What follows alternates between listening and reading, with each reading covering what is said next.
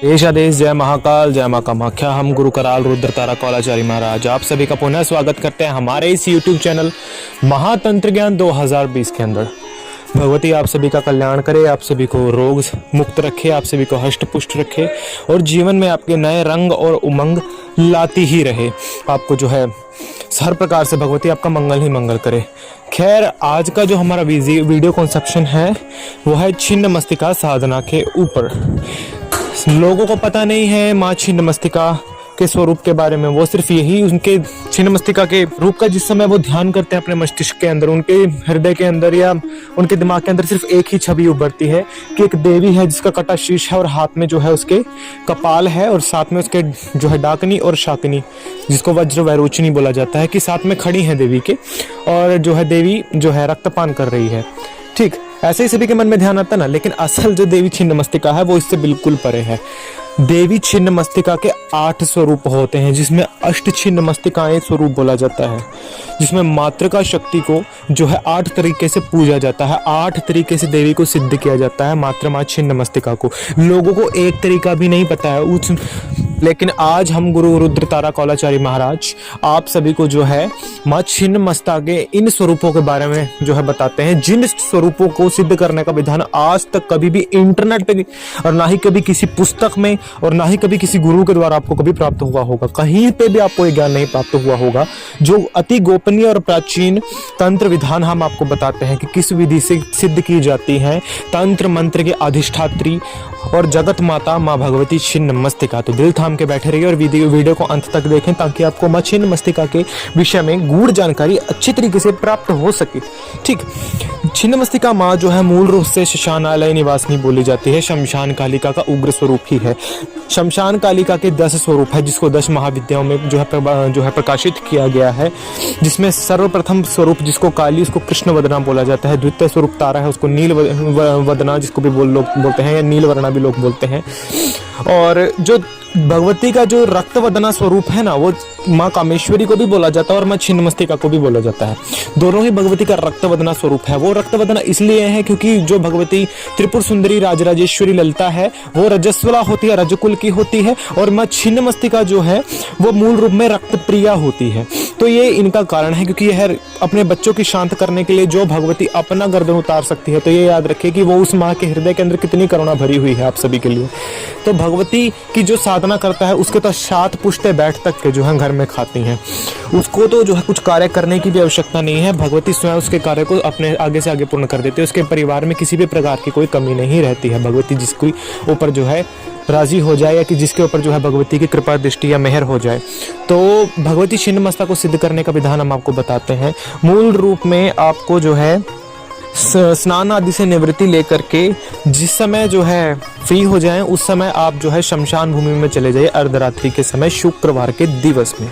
ठीक, या तो शनिवार की सुबह में भी आप जा सकते हैं। ठीक, ये कृष्ण पक्ष की किसी भी ये लगा करके चलिए शनिवार से आप आरंभ कर सकते हैं और उस दिन सुबह जा करके शमशान में नहा करके आइए। वहाँ पे नहाने के बाद जो जिन वस्त्रों को आप पहन के जाते हैं उन वस्त्रों को वहीं पे छोड़ाए, अर्थात नहाने के बाद ना अपने वस्त्रों सहित नहीं और उन वस्त्रों को वहीं पे छोड़ाइए।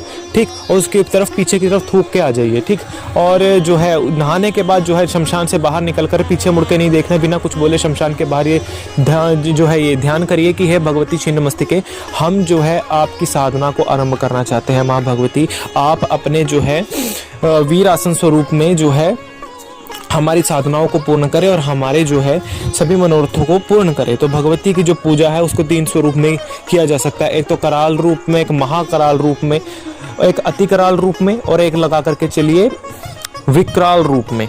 तो लगा करके चलिए ये जो भगवती के 3 तरीके की पूजा होती है, कराल, अति कराल और विकराल। ठीक, तो इन्हीं स्वरूपों में जो है देवी की जो है पूजा की जाती है। तो जो साधक जिस स्वरूप में भगवती को धारण कर सकता है तो वो उसी स्वरूप में भगवती का ध्यान कर सकता है। तो ये जिस भी स्वरूप का आपको जो है भगवती का ध्यान करना है, इसी स्वरूप में आपको भगवती का ध्यान करके आना है और बोलना है इन 3 तत्वों में से कि हम इससे संबंधित तत्व का के अनुसार जो है भगवती आपकी साधना करना चाहते हैं। कि हम मान लीजिए कि अगर आप जो है विकराल स्वरूप में भगवती की साधना करते हैं तो भगवती हम आपके विकराल स्वरूप की साधना करना चाहते हैं। यदि आप कराल स्वरूप में भगवती की साधना करना चाहते हैं तो भगवती को बोले कि भगवती हम आपकी कराल स्वरूप में साधना करना चाहते हैं, आप हमारी साधना को सफल करके हमारा कल्याण करें। तो ये करने के बाद आपको घर पे आ जाना है, एक ऐसे कमरे का चयन करना जहाँ पे आपकी सेवा कोई आता जाता ना हो जब तक आपकी साधना चलेगी, ठीक। उस कमरे के अंदर जो है काला पेंट करवा दीजिएगा और जो है अपने जो है दक्षिण की दिशा की ओर जो है आपको जो है लाल आसन पर लाल चौकी बिछानी है। उसके सामने आपको जो है जो बांस जो होता है, बांस का जो है आपको एक आसन स्थापित करना है। बांस जो है उसके ऊपर जो है आपको शेर की खाल को जो है यदि मिल जाए तो ठीक है, अदरवाइज जो है आप इसके ऊपर जो है लाल जो है कंबल को भी बिछा सकते हैं और जो है रेशमी कंबल को भी जो आप बिछा सकते हैं इसके ऊपर, बशर्ते वो लाल होना चाहिए, ठीक है। इसके दौरान इसको कोमला आसन के रूप में आपने स्थापित करना है। कोमला आसन पता है किस प्रकार से स्थापित होता है? जो 5 साल का जो शिशु जिस समय मर जाता है ना, उसकी उम्र 5 साल ही हो, उससे अधिक ना हो, उससे कम भले हो जाए, तो वो 5 साल का जो शिशु होता है उसके ऊपर जो आसन स्थापित किया जाता है ना, उसको कोमला आसन बोला जाता है। आपने शमशान का ध्यान करना है उस आसन के ऊपर बैठ करके, और उस 5 साल के मरे हुए बच्चे का ध्यान करना है जो शमशान के अंदर दफन हुआ है।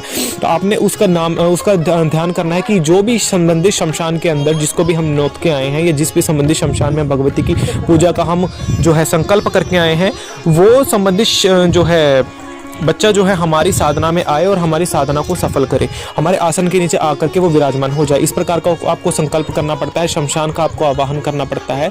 मुर्दे का जो कपाल होता है ना, उसके जो है कपाल का खप्पर होता है, उस खप्पर के अंदर जो है अपने रक्त की जो है 4 बूंदे डाल करके और अपने रक्त की 4 बूंदे मिला करके जो है और किसी जीव के रक्त की 4 बूंदे मिला करके और साथ में मिष्ठान भर करके उस आसन के ऊपर छोड़ना है, जल वगैरह लेकर के।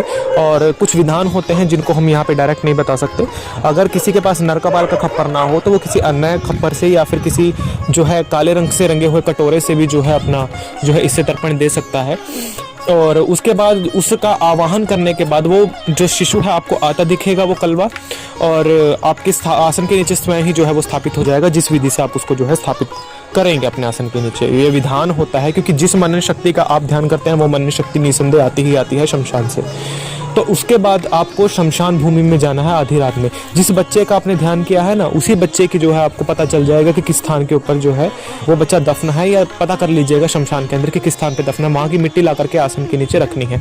उसके बाद अपने सामने माँ भगवती छिन्न मस्तिका के चित्र को स्थापित करना है। भगवती का ध्यान करना है आपने जो है छिन्न मस्तिका भगवती की षोडश कलात्मना स्वरूप में भगवती की पूजा करनी है। षोडश कलात्मना पूजा करने के पश्चात जो है देवी का जो है पंचोपचार पूजन। उसके बाद पहले तो भगवती के दाहिने और जो है वरिण्य का ध्यान करना है। उसके देवी के बाईं और जो है डाकिन्य का ध्यान करना है। दोनों का मंत्र जो है आपको जाप करना है। मंत्र जाप हम यहाँ नहीं बता सकते बिकॉज ये बहुत गोपनीय मंत्र है और इसका जो है थोड़ा सा प्रभाव भी जो है जीवन के जो है सभी कष्टों को बदल सकता है, ठीक। तो जो है भगवती के जो है पहले डाकिनी की पूजा करनी है, फिर वर्णिनी की पूजा करनी है। उसके बाद भगवती छिन्न मस्तिका का जो है आपको पूजन करना है। भगवती के सामने कड़वे तेल की जो है ज्योति लगानी है। भगवती को जो है की लकड़ी को सुलगा करके उसके ऊपर जो है आपने जो है प्रतिदिन जो है यथाएव जो है आपने जो है रक्त की धार देनी है। अगर रक्त की धार नहीं आप दे सकते तो आपने मदिरा की धार देनी है। उसके ऊपर मदिरा से यज्ञ करना है। प्रतिदिन कम से कम 1 माला तो जो है आपने उसके ऊपर जो है आहुति देनी ही देनी है आपने, कुछ भी हो जाए संबंधित मंत्र की। और उसके पश्चात जो है कम से कम आपको प्रतिदिन का जो है भगवती का 33 माला का जो है मंत्र जाप का जो है संकल्प लेकर के उसको पूर्ण करना पड़ेगा। उसके बाद भगवती का ध्यान करना पड़ेगा आपको जिस भी स्वरूप में आपने किया। यदि आपने विकराल स्वरूप में किया तो उस स्वरूप में जो है संबंधित मंत्र बदल जाता है। यदि आपने कराल स्वरूप में किया तो उस संबंधित मंत्र बदल जाता है। यदि आपने जो है भगवती का अति कराल स्वरूप में जो है भगवती का ध्यान किया तो उसमें मंत्र बदल जाता है और दोनों डाकिनी शाकिनी के मंत्र और भोग बदल जाते हैं। तो उसी प्रकार से आपको जो है भगवती का भोग देना है और भगवती से जो है अपनी साधना के लिए प्रार्थना करनी है। प्रतिदिन आप साधना करते जाएंगे, आप देखेंगे कि आपके कमरे के अंदर जिस भी अंदर आप साधना कर रहे हैं साधना कक्ष में आपके जो है घुंघरू की छनकार शुरू हो जाएगी। ऐसा लगेगा कि कोई पीछे आपके सांस ले रहा है, आपको डराने की कोशिश कर रहा है। भूत पिशाच आपको घूमते दिख जाएंगे, छोटे बच्चे रोते कुरलाते दिख जाएंगे। मतलब बहुत से ऐसे मतलब हर साधक का अपना अलग होता है, किसी का भी सेम नहीं होता एक्सपीरियंस, याद रखिए, ठीक। तो ये लगा करके चलिए, सभी को अपने अपने अपने अपने अकॉर्डिंग जो है सभी का जो है एहसास होंगे इस समय के दौरान। तो भगवती को जो है आप जैसे जैसे जैसे जैसे करते जाएंगे भगवती आपकी जागृति होती चली जाएगी। अंतिम दिवस में जाकर के भगवती को जो है रक्त की धार देनी है उसी कटोरे के अंदर जिस कटोरे के अंदर आपने पहले जो है भगवती को भोग दिया था। अंतिम दिवस में आपके दाहिने हाथ के रक्त की जो है 21 बूंदें जो है चढ़ेंगी ही चढ़ेंगी यज्ञ के अंदर। वो देने के बाद जो है भगवती को कुछ जो है तांत्रिक औषधियाँ होती हैं वो प्रदान करनी पड़ती हैं, जिस समय वो आप पूर्ण कर लेते हैं, ये लगा करके चलिए भगवती कृपा आपके ऊपर होती चली जाती है। और इसको सिद्ध करने के लिए जो संबंधित यंत्र बनाना पड़ता है और यंत्र को बना करके अपने आसन के नीचे भी रखना पड़ता है, तो वो यंत्र को भी जो है निर्माण करने का विधान होता है, जिसको पूर्ण यहाँ नहीं बताया जा सकता। जो साधक हमसे यह साधना सीखना चाहते हैं वो संबंधित इसकी फीस को पे करके और इस साधना की जो है विधि को जान करके हमसे जो है ये साधना को आसानी से सीख सकते हैं। इस साधना को सीखने की जो फीस है वो आपको मेंशन कर दी जाएगी, आप उसको पे करके जो है आसानी से इसको सीख सकते हैं। और भगवती की कृपा से आपको निसंदेह जो है इस साधना में सफलता मिलेगी ही मिलेगी, बशर्ते आपको जो है मेहनत से पीछे नहीं हटना है और करते चले जाएंगे, भगवती की कृपा होती चली जाएगी। इससे आप संबंधित कोई भी कार्य पूर्ण कर सकते हैं, संबंधित मारण, मोहन, उच्चाटन, वशीकरण, संबंध, विदेशन अर्थात कोई भी कार्य षडकर्म आदि में किसी का रोग वगैरह को दूर कर सकते हैं, रक्त बाधा को दूर कर सकते हैं, किसी स्त्री को जो है कोई संबंधित जो है समस्या है जो है वो संबंधित दूर कर सकते हैं। तो हर प्रकार का कार्य साधना से पूर्ण हो सकता है, ठीक। और जो है इसको सीखने के लिए आपको बताया ही है कि जो है आपको फीस पे करना पड़ेगा, क्योंकि उसमें भोग चढ़ता है। कारण क्या है फीस लेने का? क्योंकि कोई भी शक्ति है वो आपको फ्री में नहीं मिलती। आसान शब्दों में अगर आपको हम अपने पास बुलाएंगे तो आप ये कहेंगे कि गुरुजी हमें आने के लिए अपनी जो है जिस भी व्हीकल से हमारे उसके हमें जो है एक्सपेंसेस पे करने पड़ेंगे, रहने के लिए, खाने के लिए भी हमारा खर्चा होगा। वैसे ही अगर कोई शक्ति आपके पास आएगी तो वो फ्री थोड़ी ही आएगी, उसको आवाहन करने के लिए भोग चाहिए। आप भोग देंगे उसको तभी वो आएगी ना, भोग चढ़ाएंगे तभी वो आपका काम करेगी। इसी चीज के एवज में हम जो है फीस लेते हैं, क्योंकि इसी चीज का प्रयोग आपकी सिद्धियों को जो है सफल करने के लिए किया जाता है। यदि हम फीस ना ले, हम मुफ्त में भी यदि आप लोगों को सिखा देना, हमारा क्या है, हम तो सिखा देंगे, लेकिन बोलते हैं बंदर के हाथ में तलवार नहीं दी जा सकती।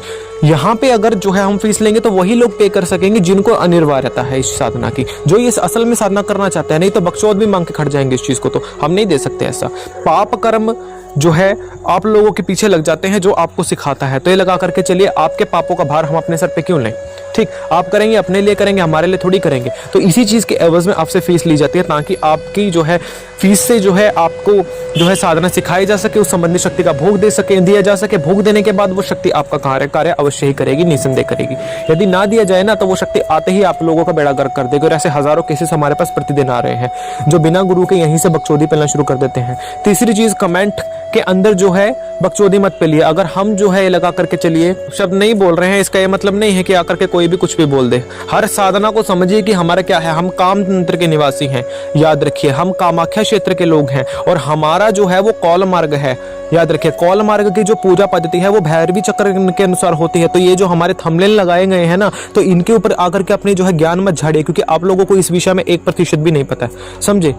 बकवास मत करिए, अन्यथा जो है उठा करके हमारा क्या जाएगा, हम तो ब्लॉक कर देंगे, बात खत्म, ठीक। ज्ञान दिया जा रहा है, ज्ञान का पान करिए आप लोग। आप लोगों के हाथ में सोने का कटोरा हम देखेंगे, फिर भी आप लोगों ने भीख ही मांगनी है, ठीक। सही तरीके से चलेंगे तो हम भी चलेंगे, अदरवाइज हमें अपनी लैंग्वेज पे आना अच्छे तरीके से आता है और वो लोग आप भी अच्छे तरीके से जानते हैं, तो हमें मजबूर मत करिए, ठीक। अच्छे से रहिए, साधना को सीखिए, बच्चे बन करके रहिए। भगवती की कृपा से आप सभी के ऊपर हमारा आशीर्वाद बना रहेगा। जय मां कामाख्या, खुश रहिए।